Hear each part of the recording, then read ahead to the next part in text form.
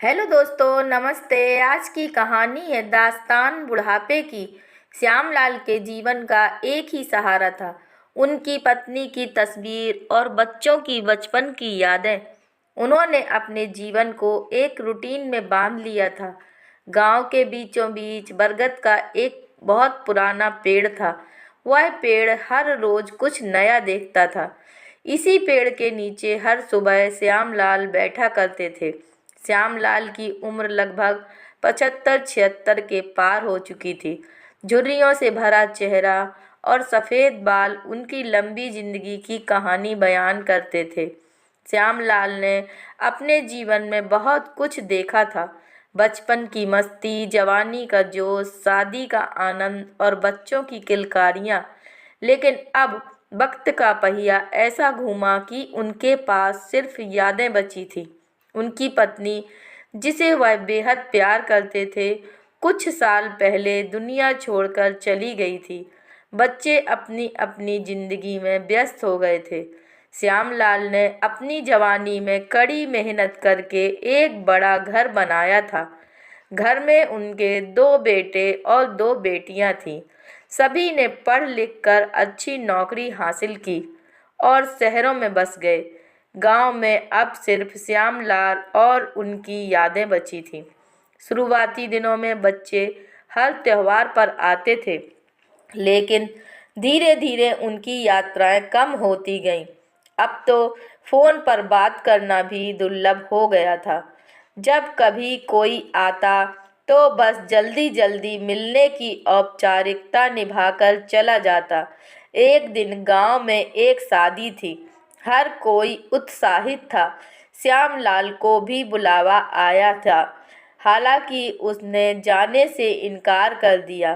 शादी के दिन बरगद के नीचे बैठे श्यामलाल को देखकर एक युवा लड़का जगन उनके पास आया। जगन ने पूछा, दादाजी आप शादी में क्यों नहीं जा रहे? श्यामलाल मुस्कुराए और बोले, बेटा, जब इंसान बूढ़ा हो जाता है तो उसे अपने ही घर में बेगाना महसूस होता है। भीड़ में जाकर अकेलापन और बढ़ जाता है। जगन को उनकी बात समझ नहीं आई, लेकिन उसने पूछा, आपके बच्चे आपको देखने क्यों नहीं आते? श्यामलाल ने हल्की सी हंसी के साथ जवाब दिया, बेटा, वक्त बदल जाता है, जिम्मेदारियां इंसान को बांध देती हैं, लेकिन कोई बात नहीं, उनकी खुशी में ही मेरी खुशी है। श्यामलाल का एक रूटीन था।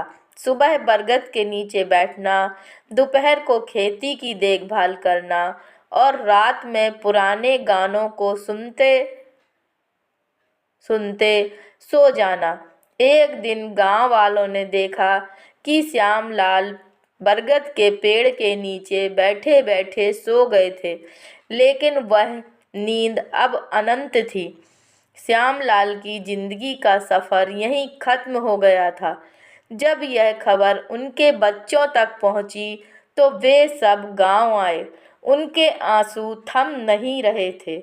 घर में पिता की अनुपस्थिति ने उन्हें उनकी भूलों का एहसास दिलाया।